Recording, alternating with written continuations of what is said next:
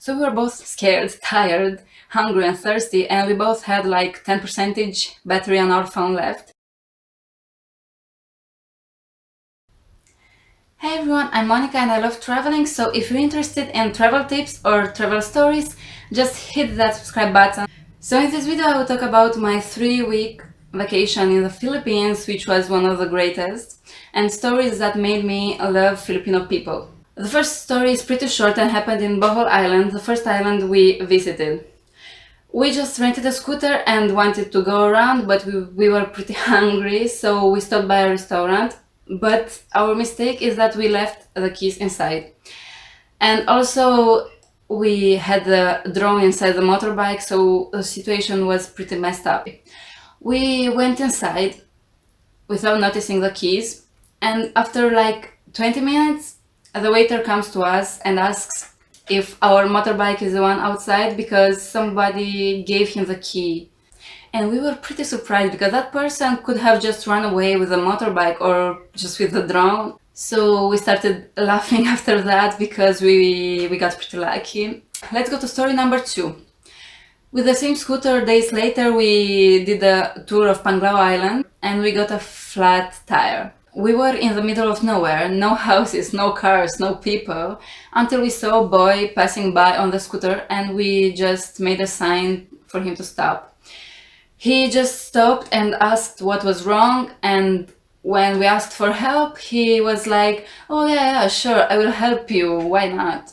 We walked for like 20 minutes until we reached the service, but there was a problem. We needed something to be replaced, and the market was pretty far, so we had to go on scooter. So the boy told us he can pick one of us and go to the market so we can buy a new tube.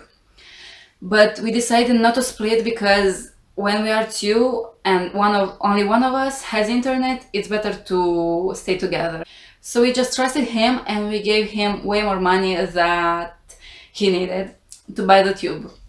After like 20 minutes of waiting, we thought that he just disappeared with the money and he's not coming back. But moments after that, he was back with the tube, receipt, and the rest of the money, and we were like very surprised because if he wanted, he could have run away with the money or he could have kept some money for himself and come back without the receipt. But he was very honest and kind person, so we appreciated that very much. So when everything was done, he just wanted to leave without asking for any money. But we stopped him and we gave him some money because he stayed with us for like 1 hour or 1 hour and a half. Also, the person that fixed our tire asked for a very small amount of money, and we were also surprised because of that, because because he saw that we are tourists and we don't speak Filipino language, and he could have asked for way more than that because we had no other choice. But he was also very honest, and yeah, I haven't seen that anywhere else where I traveled so far. This story made me realize how kind Filipino people are, and I'm really grateful that I was able to visit this wonderful place. Story number 3. This one was the most terrific and scary story I've ever had in my trips. When our plane landed pretty late, like 8 p.m., and we knew that at 10 p.m. there's a ferry to Bohol. But some days before there was a storm, so all the ferries didn't work. So when we got to the port, everyone wanted to get to Bohol. Like people that had their ferry one day or 2 days before, they all went in the day we arrived. So all the tickets were sold out and everyone around us was like, "I can buy a ticket for you. Let me get a ticket for you. Trust me, I can buy it for you."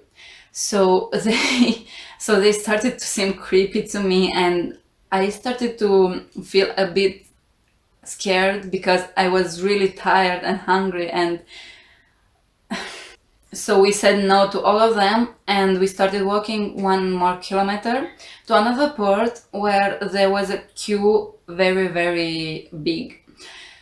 So we had to wait like 2 hours to get a ticket, and we were so tired, so we decided to give up and just get an accommodation in Cebu, close to the port, so the next day we can go to Bohol. Okay, so we looked on my phone for a hotel because I was the only one with internet. So we only saw one hotel nearby that was available for that night. So we just took Grab, and when we arrived there, surprise, surprise, there was no hotel. We searched everywhere in that area. There was no hotel. We asked people for that hotel or any other hotel nearby, and there was no hotel. So we were both scared, tired, hungry and thirsty, and we both had like 10% battery on our phone left.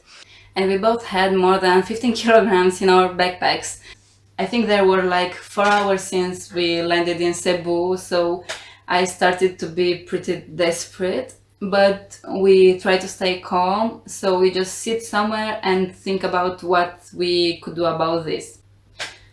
Our phones already died, we didn't know anybody, and we didn't have any cash. We just had internet, but that wasn't useful for us anymore. So at some point a person came to us and asked if everything was fine, because he saw that we were pretty lost and sad, and we explained him the whole situation. So after that he told us to follow him because he knew a hotel that wasn't so far from there. And after walking for like 30 or 40 minutes we arrived at the hotel, and I was so relieved and happy because I finally got to a safe place where I could just rest and prepare for the next day.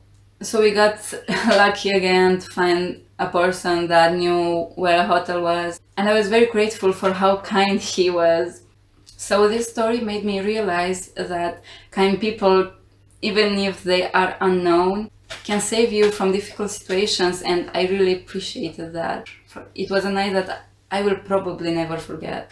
There were also other reasons why I love the Philippines and the Filipino people. For example, children always saying hello to us. Some of them even asked us for our names or how we are doing or if we love the Philippines, and they were just so cute and nice. So that's it for today. If you liked this video, press the like button or subscribe. If you want to check my Instagram account, I've pasted the link in the description below.